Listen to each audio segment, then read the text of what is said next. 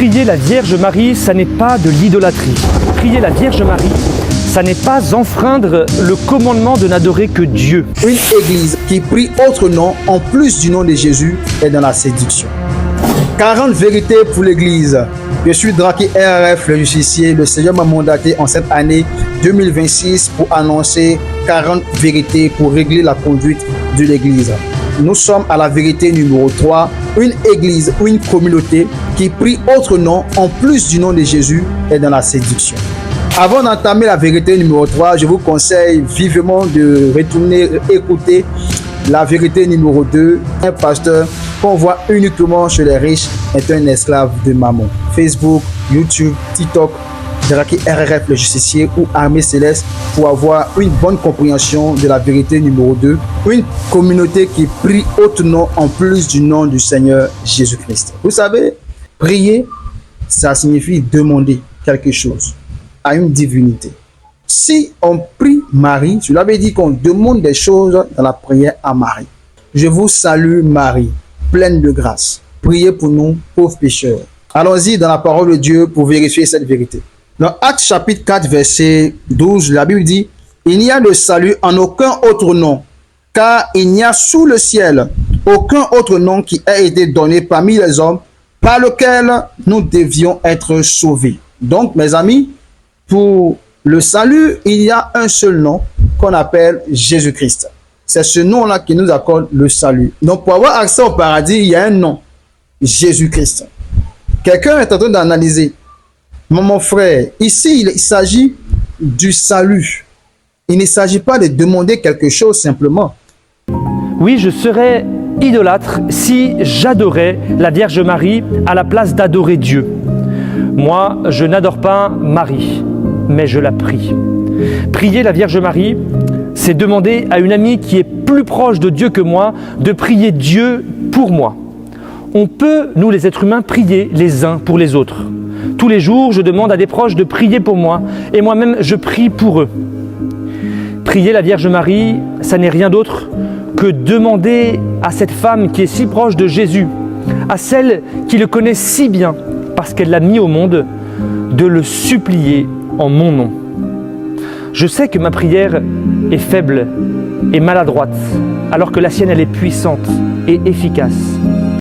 Mais je veux te répondre pour que tu puisses comprendre ce message qui vient tout droit du Seigneur.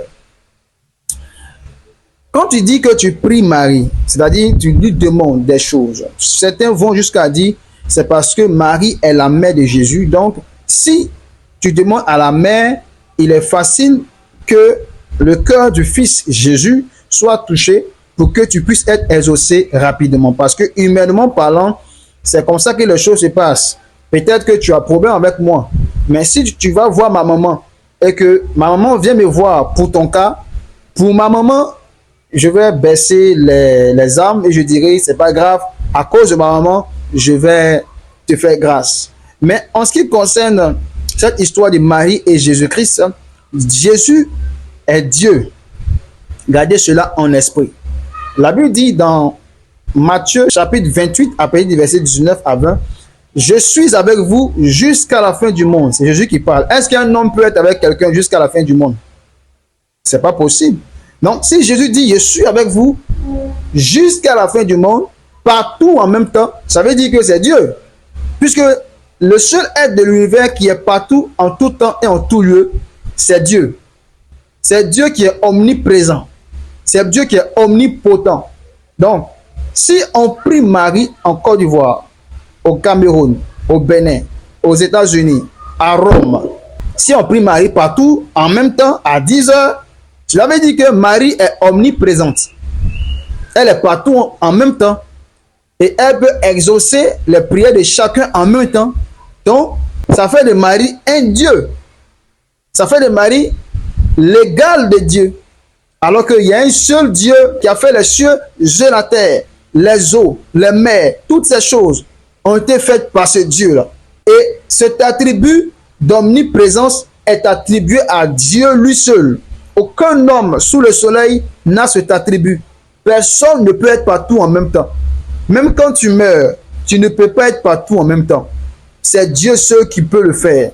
C'est pourquoi respectons Jésus. De passage, je parle aux musulmans qui souvent disent que Jésus est un saint prophète. Jésus, un saint prophète qui dit, je suis avec vous tous les jours jusqu'à la fin du monde. Un homme peut dire qu'il peut être avec toi jusqu'à la fin du monde. Tu es mort, le monde continue. Ils sont morts, mais le monde continue. Si Jésus est avec moi aujourd'hui ici, il est avec mon frère aux États-Unis, il est avec l'autre en Venezuela, il est avec l'autre en France, il est avec un autre quelque part, dans un quartier à Cocody. Mon frère, si Jésus peut être partout comme ça, et que cet attribut est attribué seulement à Dieu, cela veut dire que Jésus est Dieu. Et c'est parce que Jésus est Dieu qu'on peut prier Jésus, qu'on peut demander quelque chose au nom de Jésus. Puisque la Bible même dit que c'est Jésus-Christ seul qui est le médiateur entre les hommes et Dieu. Médiateur veut dire que c'est lui qui est entre nous deux, qui prend nos prières et qui en parle à Dieu pour notre cause. C'est à cause de lui que nos péchés sont pardonnés. Donc tout ce que nous avons en Dieu, nous l'avons par Jésus-Christ. C'est parce que Jésus-Christ s'est sacrifié à la croix que nous avons aujourd'hui l'opportunité d'être rachetés pour Dieu. Donc, personne n'a le droit de prendre la place ou même de discuter une troisième place ou même une deuxième place, autant que moi, auprès de Jésus-Christ. Vous dites non, on peut passer par la personne, parler à Jésus et puis Jésus va parler à Dieu. Non, ne confondons pas les choses spirituelles aux choses naturelles. Dans ce monde, tu peux parler à ta maman et elle va voir ton ami pour ta cause. Mais dans les choses spirituelles, le seul médiateur, celui à qui on doit directement s'adresser, s'appelle Jésus-Christ. Il n'y a personne d'autre. Donc, le chrétien qui passe outre Jésus-Christ pour demander quelque chose à Marie ou à n'importe quel autre nom, au nom de son pasteur ou au nom d'Abraham ou au nom de Moïse, ce chrétien-là est dans la séduction. C'est quoi la séduction? La séduction, c'est le fait de penser que ce que tu es en train de faire est de Dieu, alors que c'est satanique, alors que c'est diabolique, alors que le Seigneur ne cautionne pas cela, il ne valide pas cela. Le diable a réussi à te faire croire que passer par Marie qui a mis Jésus au monde est une bonne chose parce que naturellement parlant, humainement parlant, ça passe. Les hommes le font. Donc, ça ne peut pas déranger Dieu. Si ça dérange Dieu, c'est pourquoi Dieu, dans sa parole, n'a pas mis un autre nom à côté du nom de Jésus. Dieu est un Dieu jaloux. C'est pourquoi il n'a pas sauvé le monde par un homme. Il est lui-même descendu sur la terre. Il a porté le corps humain. Et il a lui-même donné sa vie à la croix pour que toute la gloire lui revienne. Donc ce n'est pas un homme qui est mort pour nos péchés, c'est Dieu lui-même pour que personne ne puisse partager sa gloire avec lui. Exode chapitre 20, versets 3 à 5. Tu n'auras pas d'autre Dieu devant ma face. Tu ne feras point d'image taillée, ni de représentation quelconque des choses qui sont en haut dans les cieux, qui sont en bas sur la terre et qui sont dans les eaux plus bas que la terre. Tu ne te prosterneras point devant elles et tu ne les serviras point, car moi l'Éternel, ton Dieu, je suis un Dieu jaloux qui punit l'iniquité des pères sur les enfants jusqu'à la 3e génération et la 4e génération de ceux qui me haïssent. Vous voyez, de ceux qui me haïssent. Donc, le fait de se prosterner devant une statue taillée à l'image de Marie ou même à l'image de Jésus, ça c'est imaginaire parce que Jésus n'a jamais pris de photo, on ne le connaît pas. Et Marie, vous ne la connaissez pas non plus, mais vous avez imaginé des êtres et vous avez constitué ces êtres en statue et vous venez avec des chapelets pour réciter des prières en face de ces statues. La Bible dit que c'est de l'idolâtrie. Les personnes qui font de telles choses, il va les punir jusqu'à la 3e et la 4e génération. Mes frères, on n'est pas venu sur la terre ici pour faire ce que nos parents nous ont enseigné. On n'est pas venu ici, sur cette terre, pour faire ce que nos pasteurs nous enseignent. Nous ne sommes pas venus ici, sur cette terre, pour pratiquer ce que la majorité pratique. Nous sommes venus sur la terre pour servir Dieu, pour faire la volonté de notre Créateur, celui qui nous a fait à son image, selon sa ressemblance.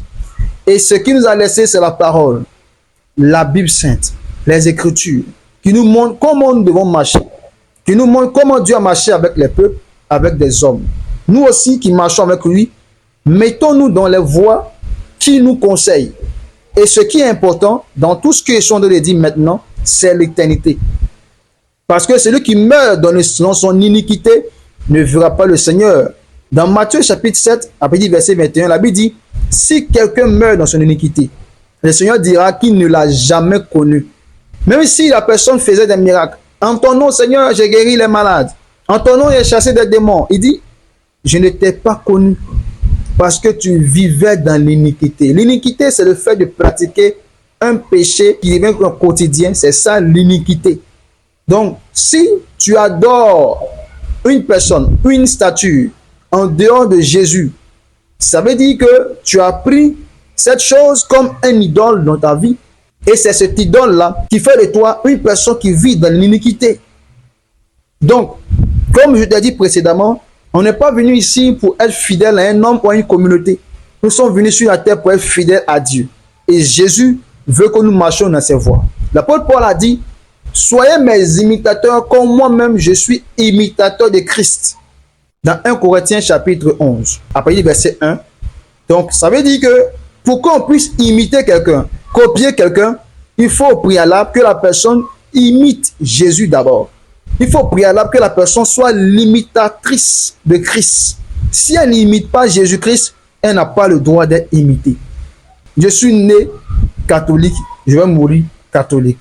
Je suis né en train d'adorer Marie, en train de prier Marie, je vais mourir là-dedans. Ce n'est pas une question de fierté, c'est une question de marcher dans la voie du Seigneur. Ce n'est pas une question de on a duré dedans, on est né dedans. Néanmoins, partout il y a Dieu. Je ne te demande pas de quitter l'église catholique. L'église catholique est une église de Dieu. Mais il faut simplement changer les mauvaises pratiques dans la communauté catholique. Et pendant les 40 vérités, je ne ferai que rappeler à chaque chrétien qui est dans n'importe quelle communauté de s'attarder à pratiquer la parole de Dieu. Ne cherchez pas à faire ce que vos communautés vous enseignent ou vos pasteurs vous disent. Mais pratiquez ce que la parole de Dieu vous enseigne. C'est ce qui est plus important et c'est ce qui va nous sauver. C'est la parole qui sauve. C'est la parole qui guérit. C'est la parole qui rachète. C'est la parole qui élève. C'est la parole qui détient la véritable bénédiction. C'est la parole qui nous donne d'être aimés par Dieu.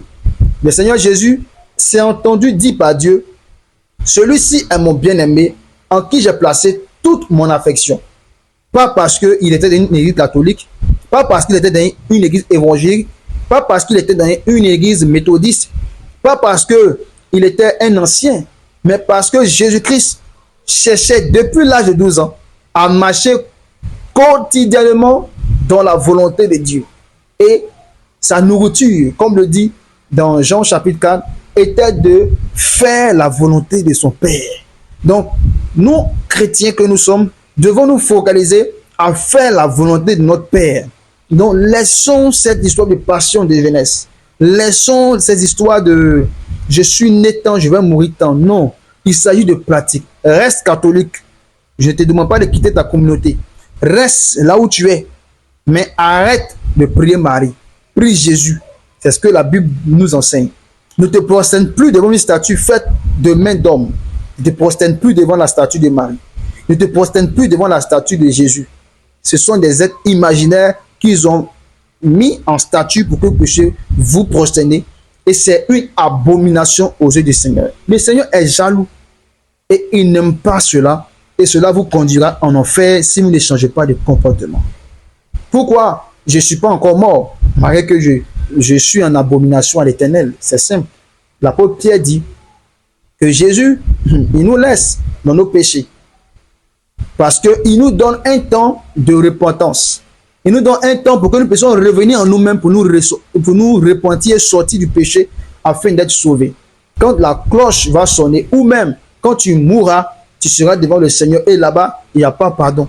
Ce n'est pas Jésus, notre frère, qui nous jugera. C'est la parole de Dieu que je suis en train de vous lire. La parole de vérité.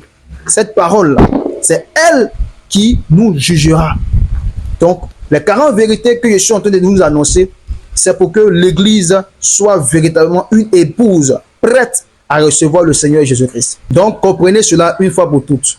Ce qui compte, ce n'est pas d'être dans une communauté évangélique, protestant, méthodiste, catholique, ariste, christianiste céleste. Mais ce qui compte, c'est de pratiquer la parole de Dieu. Je vous donne le rendez-vous prochain pour le numéro 4, la vérité numéro 4. Un pasteur qui cautionne le divorce, sauf en cas d'adultère, est dans la complaisance. On en parlera au prochain podcast. Que la paix de Dieu soit avec vous. Toi qui RRF, les justiciers. Je vous aime.